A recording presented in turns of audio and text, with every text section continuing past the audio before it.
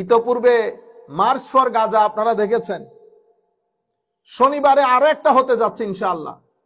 আগামী শনিবারে আমি বাংলাদেশের সকল পীর ঘরানা সুফিয়ায়ে কেরাম যারা আছেন, বাংলাদেশের আপামর জনসাধারণ তো আছেনই, বিশেষ করে সুফি ঘরানা, আমি পীর সাহেব বৃন্দদেরকে বিনয়ের সাথে অনুরোধ করব, গত 2 বছরে আপনারা যেখানে যেখানে যেতে বলেছেন গিয়েছি, কোন ধরনের প্রোটোকল আপনাদের কাছ থেকে ডিমান্ড করি নাই। একটা টেলিফোনের কারণে আপনারা আমাদের সাথে প্রোগ্রামের আগে পরে কখনো দেখাও হয় নাই, শুধু টেলিফোন করে বলেছেন হুজুর অমুক তারিখ প্রোগ্রাম আসতে হবে।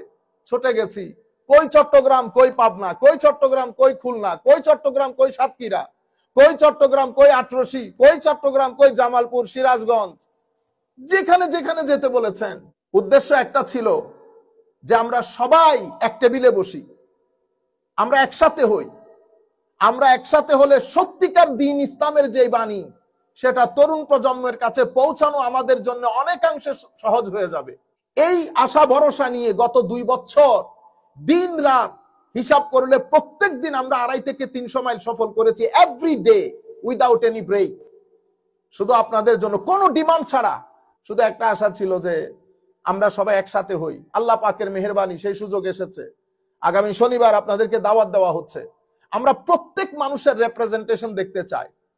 8 থেকে 10 লাখ মানুষ আপনারা একসাথে হবেন, ফিলিস্তিনের পক্ষে কথা বলবেন। আরো যেখানে যেখানে মুসলমানদের উপর নির্যাতন চলছে, চাই সেটা ইন্ডিয়াতে হোক, চাই সেটা বার্মাতে হোক, প্রত্যেক নির্যাতিত মুসলমানের পক্ষ থেকে আমরা শনিবারে আওয়াজ তুলব ইনশাআল্লাহ। এবং আমি সমস্ত পীর ঘরানা, আমি যাদের নাম নিচ্ছি আপনারা চিনেন, আমিও সবাইকে চিনি। সোনাকান্দা দরবার শরীফে আমরা পরপর 2 থেকে 3 বছর গেছি, শুধু একটা টেলিফোন। সুতরাং আমি সেই দরবারের সমস্ত মুরিদিনদেরকে, যারা আমাদেরকে বেহদ মহব্বত করেন, আমরা বাংলাদেশের আটরশি দরবার হোক, অথবা আমাদের জামালপুরের দরবার হোক, এনায়েতপুর দরবার শরীফ হোক, খুলনা দরবার শরীফ হোক, সাতুরা দরবার হোক, এবং ফান্দাউক দরবার হোক, আর আমাদের সিলেটের ফুলতলি দরবার শরীফ থেকে শুরু করে আমরা সকল পীরানে কেরাম এবং তাদের অনুসারী বৃন্দের প্রতি বিনয়ের সাথে অনুরোধ করছি, আগামী শনিবার আপনারা 10 লাখ মানুষ মিনিমাম নারায়ে তাকবীর, নারায়ে রিসালাতের স্লোগান, সাথে ইয়া নবী সালাম আলাইকা, আমরা কিয়াম মিলাত একসাথে করব সেদিন। শুধুমাত্র ফিলিস্তিনের জন্য না, যেখানে যেখানে মুসলমান নির্যাতিত হচ্ছে আমরা বিশ্বকে জানান দেব যে আমরা ঐক্যবদ্ধ। মুসলমানদের উপর নির্যাতন বন্ধ করা হোক, মানবতার উপরে নির্যাতন বন্ধ করা হোক, এটা আমাদের বিনয়ের সাথে আপনাদের প্রতি আহ্বান, নাম্বার 1। নাম্বার 2 হচ্ছে সরকারের সর্বস্তরে আমরা অনুরোধ করছি, আমরা ফেসিস্টের বিরুদ্ধে বা সমস্ত প্রকার অন্যায় অসত্যের বিরুদ্ধে আমরা সেদিনও ছিলাম, আজকেও আছি, মৃত্যুর আগ পর্যন্ত থাকবো। আমাদের মধ্যে 2-4 জনের ব্যাপারে আপনাদের কি অভিমত, কি মতামত সেটা থাকতেই পারে, রিজার্ভেশন, কিন্তু আমরা আপনাদেরকে ক্লিয়ার কাট বলছি, আমাদের পেছনে লাখো তরুণের এই উচ্ছ্বাসকে, তরুণের এই মহব্বতকে আশা করি আপনারা শ্রদ্ধা করবেন, সম্মান জানাবেন। এবং আপনাদের প্রতি বিনয়ের সাথে অনুরোধ করছি, এখানে প্রপাগান্ডা হচ্ছে, কে কি কারণে প্রপাগান্ডা করছে সেটা আমরাও জানি, আপনারাও জানেন। সুতরাং আমরা আশা করব লাখো তরুণ, আমরা আহলুস সুন্নাহ ওয়াল জামাত, সুফিয়ায়ে কেরামের জামাত, আমাদের সমস্যা হচ্ছে আমরা অতীব ভদ্র।